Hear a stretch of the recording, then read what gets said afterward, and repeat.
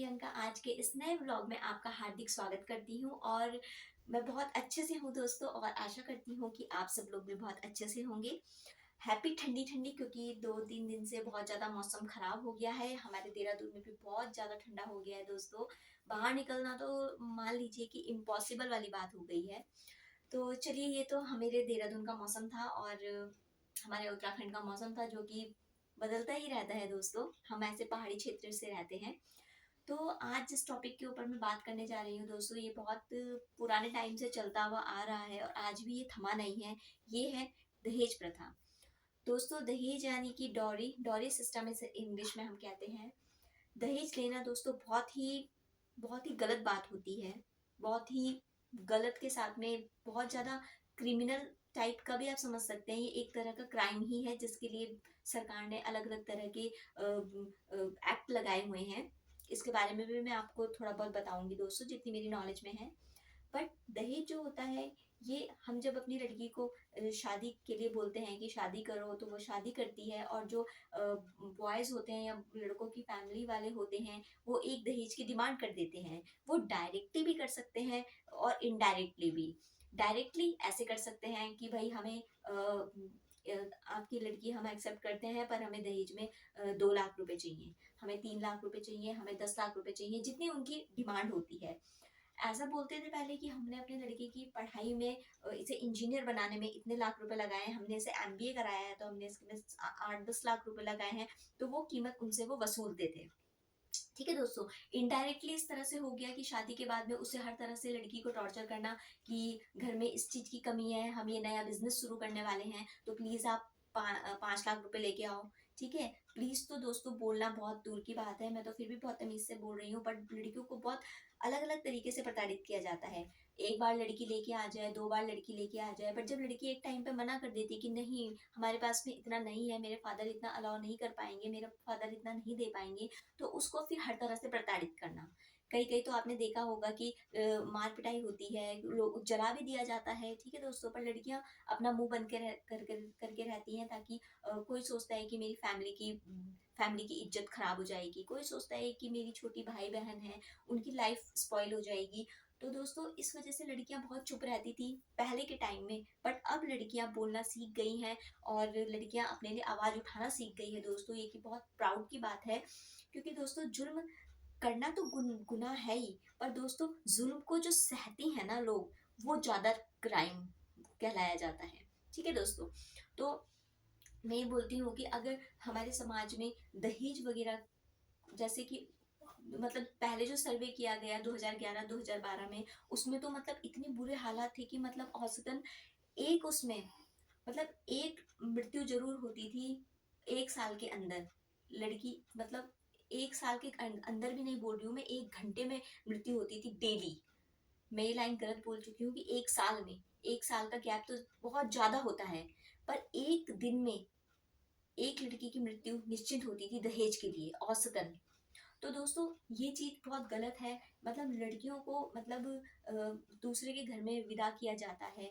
ठीक है। उसकी मतलब कि आप क्या ले रहे हैं, मतलब मुझे ये आज तक समझ में नहीं आया कि आप उसकी कीमत लगा रहे हैं। कोई कोई माँ बाप ऐसे होते थे कि उनकी लड़की थोड़ा सुंदर नहीं होती थी, थोड़ा अच्छी नहीं होती थी, अच्छी क्वालिफाइड नहीं होती थी, तो बोलते थे कि चलो ठीक है, हम आपकी लड़की ज्यादा सुंदर भी नहीं है, आप इस दहेज आप हमें 20 लाख दे दीजिए, आप हमें 30 लाख दे दीजिए। ठीक है दोस्तों। तो ये चीज गलत होती है। ठीक है। क्योंकि अगर आपने दहेज दे दिया, तो आप ये समझिए कि जिंदगी भर आप दहेज ही देते रह जाएंगे। लड़की खुश है नहीं है, इनसे लोगों को, बुद्धिजीवियों को जो ये ऐसा करते हैं, दहेज देते हैं, उन लोगों को इतनी अकल नहीं होती है कि दहेज हम दे रहे हैं तो उससे वाकई में हमारी लड़की खुश है। नहीं दोस्तों। क्योंकि दहेज के लोभी लोग कभी भी खुश नहीं रहते हैं और ना दूसरों को खुश रहने देते हैं। तो मैं यही बोलती हूँ कि अगर आप लोगों के सामने कभी ऐसा कुछ हो रहा हो, तो प्लीज उसे नजरअंदाज मत कीजिए, आप मुझे समझाइए। क्योंकि ये भी एक पुण्य का काम है दोस्तों।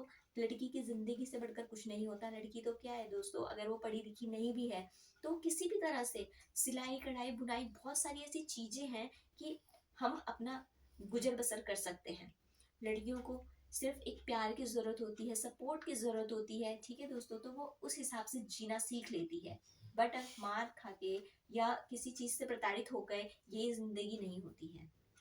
तो दोस्तों, मैं दहेज के लोभियों को यही बोलना चाहूँगी कि प्लीज़ आपके घर में भी बेटियाँ होंगी, अगर आपकी बेटी भी कुछ इस तरह से प्रताड़ित होंगी तो ये चीज़ आपको भी बुरी लगेगी। तो आप किसी दूसरी की बेटी को जब अपने घर में लेके आते हैं तो उसे भी अपनी बहू मत समझिए, उसे अपनी बेटी समझिए। जितना आप अपनी बेटी से प्यार करते हैं उससे ज़्यादा उसे कीजिए, ताकि उसे अपने घर की याद ना आ सके, क्योंकि वो भी तो कहीं ना कहीं अपना मायके छोड़ के आई हुई होती है। ठीक है दोस्तों, तो मतलब मैं तो यही बोलती हूँ कि किसी चीज़ से प्रताड़ित नहीं करना चाहिए, किसी भी लेडीज़ को इंसानियत रखनी चाहिए। लड़कियों को तो मतलब देवी का रूप कहा जाता है, देवी की तरह उसको पूजा जाता है। तो दोस्तों, कभी भी ऐसा नहीं करना चाहिए। अगर वैसे तो अब हमारी साक्षरता दर काफ़ी हद तक सही हो गई है, इसलिए लोग समझते हैं। और दहेज लेने के नाम पर भी लोग बहुत सोचते हैं कि नहीं, अब हमें दहेज नहीं लेना चाहिए, क्योंकि ये एक तरह का क्राइम है, हमारे ऊपर उल्टा ही कुछ क्लेम लग सकता है। ठीक है, तो दोस्तों बहुत सारे जब एक्ट लगे हैं, मैं तो ये बोलती हूँ कि 1961 के अनुसार अनुसार में जब एक्ट लगा था तो उसमें तो 5 वर्ष की सजा है। 5 वर्ष की सजा है दोस्तों, और उसमें 15,000 तक का जुर्माना भी है। और दोस्तों, धारा 304 बी के अकॉर्डिंग तो 7 वर्ष से लेकर आजीवन कारावास भी है, कैद भी दी जाती है। और मतलब जो उनके जो पति हैं या फिर उनके ससुराल वाले हैं जिन्होंने भी विक्टिम के साथ में कुछ किया है, और अगर वो मतलब मर भी जाती है दहेज की प्रतिक्रिया के ही अनुरूप, अगर वो इस बीच 7 साल के अंदर वो किसी अविश्वसनीय तरीके से अगर उसकी डेथ हो जाती है तो उनके साथ में तो बहुत कड़ी कार्यवाही की जाती है। तो इन सब के अलग अलग रूल्स हैं। हमारे जो लॉ वगैरह है उसमें बहुत सारी धाराएं हैं। मतलब इस चीज़ को रोकने के लिए ये धाराएं क्यों लगाई जाती है दोस्तों? ये धाराएं इसलिए लगाई जाती है ताकि हम अ, ये सब क्राइम होने से काफ़ी हद तक हम बच सकें, क्योंकि पुरानी कुरीतियों की वजह से आज भी हमारा समाज इससे पीड़ित है।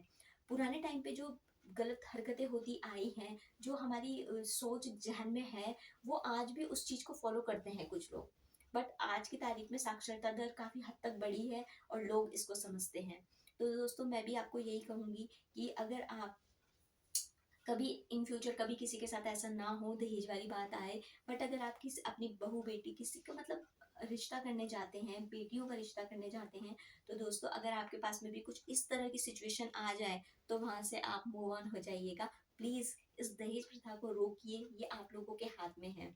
और मैं ये बोलती हूँ कि सबसे पहले तो खुद के अंदर इतना दिमाग होना चाहिए कि ये चीज हम कर रहे हैं तो ये पहली बार नहीं होगी, क्योंकि आज की तारीख में तकनीक हमारी इतनी आगे बढ़ चुकी है, टीवी में आप इतना कुछ देखते हैं, इन सब चीज़ों से हमें सीखना चाहिए दोस्तों। ठीक है, तो मैं तो खुद एक अपना ही एग्जांपल देती हूँ कि मेरे हस्बैंड का मुझे आज तक कभी, मेरी जब शादी हुई बहुत नॉर्मल तरीके से हुई दोस्तों। यानी कि ऐसी सिचुएशन में हुई है कि मैं आपको क्या बताऊं कि मतलब मैं तो मतलब मैंने तो 1 रुपए तक की अपने यहाँ पे कुछ लेकर नहीं आई हूँ, बट मेरे हस्बैंड ने आज तक कभी भी मुझे इस चीज़ के लिए नहीं टोका है, लकीली। हालांकि दोस्तों, मैं ये बोलती हूँ हर किसी का शादी करने का अपना शौक होता है। सब लोग चाहते हैं कि कुछ ना कुछ उम्मीद तो देखो लोगों को रहती ही है कि भाई पराए घर से आएगी तो वो थोड़ा बहुत तो लेके आएगी, हम डिमांड भले ही नहीं कर रहे हैं पर थोड़ा बहुत तो लेके आएगी। लोगों को ना दोस्तों उम्मीद तो जरूर रहती है, मैंने ये देखा, क्योंकि ये मन में ना हमारे मतलब डाल दी गई है कि मतलब कोई आएगा तो कुछ लेके ही आएगा। तो दोस्तों ऐसा नहीं होना चाहिए। कुछ ये उम्मीद जो होती है ना दोस्तों, मुझे बहुत टाइम पहले किसी ने समझाया था, उम्मीद किसी से नहीं रखनी चाहिए, क्योंकि उम्मीदें अक्सर लोगों की टूट जाया करती है। तो किसी भी चीज में उम्मीद मत रखिए दोस्तों, किसी से भी कि अरे हमारे लिए ये हो जाएगा वो हो जाएगा हम ऐसा करेंगे, नहीं दोस्तों। कोई किसी से उम्मीद ना रखिए, अपनी मेहनत पे। मैं तो ये बोलती हूँ, अगर कोई लड़का दहेज के लिए डिमांड करता भी है अपने परिवार के किसी भी दबाव में, तो इसका मतलब वो लड़का खुद करने कुछ लायक नहीं है। वो लड़का खुद कुछ कभी नहीं कर सकता, तभी वो दहेज के उससे ही उसकी जिंदगी गुजर बसर होती है। कि भाई आज लड़की दहेज लेके आ गई, कल उसका बच्चा हुआ, फिर उसको बोल दिया जाओ आप अपने घर पे जाओ, क्योंकि उसके खुद का बच्चा तो कुछ होता नहीं है। उसकी एजुकेशन के लिए जो अपने पापा से लेके आ जाओ पैसे, उसे कुछ कोर्स करना है तो अपने पापा से मांग लो। तो मतलब इसी चीज में हम रह जाते हैं। तो ऐसा नहीं होना चाहिए दोस्तों। अगर आप भी कभी ऐसा कुछ देखते हैं अपनी सोसाइटी में या फिर किसी भी उसमें देखते हैं, तो इस चीज़ को वहीं स्टॉप कर दीजिए। पहले ही बोल दीजिए कि भाई देखिए, दहेज वगैरह की तो बिल्कुल ही बात मत कीजिए। अगर अगर कोई ऐसा करता भी है तो उसके लिए कोई एक्शन कीजिए आप। क्योंकि दोस्तों अगर हम एक चीज़ के लिए एक्शन लेंगे तो फिर हजार लोग पीछे से मुंह बरतना बंद करेंगे। मेरी तो देखो दोस्तों पर्सनली यही सोच है। और जो हमारे लॉ संविधान बनाए गए हैं दोस्तों, बहुत अच्छे संविधान बनाए गए हैं। हमारे इंडिया में ही ज़्यादातर ऐसा दहेज वगैरह का होता है जो फॉरेन कंट्रीज में है। ऐसी तो मैं कोई न्यूज़ नहीं देखती हूँ कि फॉरेन कंट्रीज में भी कभी ऐसा कुछ होता हो। हमारे हिंदुओं के उसमें ही पता नहीं क्या मेंटेलिटी ऐसी है कि भाई दहेज लेना भी है देना भी है। तो दोस्तों ये चीज़ नहीं होनी चाहिए। इन कुरीतियों को आपके हाथ में है कि आप दूर करें। अभी भी अभी भी जो साक्षर नहीं है और जो अभी ऐसी मेंटेलिटी रखते हैं, तो दोस्तों अपनी मेंटेलिटी को प्लीज दूर कीजिए। ये अच्छी बात नहीं है। क्योंकि कल कल कोई और लड़की आपके घर से लेके आएगी तो आज आपको भी तो फिर अपने घर की बेटी देनी है। तो ये चीज भी सोचिए, दहेज के अगेंस्ट रहिए। और अगर आप थोड़ी सी भी उम्मीद करते हैं ना दोस्तों, अगर आप जरा से भी उम्मीद करते हैं कि वो कुछ लेके तो आएगी ना, तो ये उम्मीद भी मत रखिएगा। ठीक है दोस्तों, अगर लड़की आ रही है आपके घर में तो उसे बहू बना के नहीं, अपनी बेटी बना के रखिए। और बेटी बनाने के साथ साथ आप उसकी रिस्पेक्ट कीजिए। ठीक है दोस्तों, उसे कभी कुछ तकलीफ होती है कुछ, तो उसके साथ खड़े रहिए। क्योंकि दोस्तों वो भी सर्दी हो गर्मी हो कैसी भी सिचुएशन हो आप लोगों के लिए खड़ी रहती है। ठीक है, क्योंकि मायके वाले तो ये बोल देते हैं ये लड़की पराए घर की है, इसके लिए क्या करना, इसके लिए तो बस पैसे जोड़ो दहेज के लिए, ठीक है, इसकी शादी में लगेंगे। और दोस्तों ससुराल जब वो आती है तो ससुराल वाले बोलते हैं अरे ये तो पराए घर की लड़की है यार, ये अपने कहाँ है, ये पराए घर की है, बहू तो बहू होती है। नहीं दोस्तों, ये मेंटेलिटी को अपनी चेंज कीजिए। चाहे मेरा चैनल कोई भी देख रहा हो, किसी भी उम्र का देख रहा हो, मेरी सबसे ये रिक्वेस्ट रहेगी कि अगर आपके आसपास का कुछ ऐसा होता है या फिर आप खुद इस चीज़ का शिकार होते हैं, तो प्लीज़ आपकी उस चीज़ के लिए आप अपने बोलना सीखिए। सबसे पहले घुट घुट के मरिए मत, घुट घुट के अपने आप को मत पीड़ित कीजिए। आप उस चीज़ के ऊपर सोसाइटी में बोलिए। आप आपके लिए हर चीज़ की फैसिलिटी है दोस्तों। ऐसा नहीं है मतलब सरकार ने कुछ कुछ नहीं किया है। सरकार बहुत कुछ करती है, हर मुद्दों को लेके, छोटी छोटी चीज़ों को लेके वो सोचती है। तो दोस्तों मैं आज का अपना ब्लॉग यहीं समाप्त करती हूँ। आई होप कि आपको मेरी सोच बहुत अच्छी लगी होगी। आप लोग प्लीज़ मुझे अब बताइएगा मैं नेक्स्ट वीडियो किस पे बताऊँ। प्लीज़ यूट्यूब में बताइएगा। मैं कितनी बार आपको समझाती हूँ कि मुझे यूट्यूब में कमेंट कीजिए कि मैं किस टॉपिक पे बनाऊँ।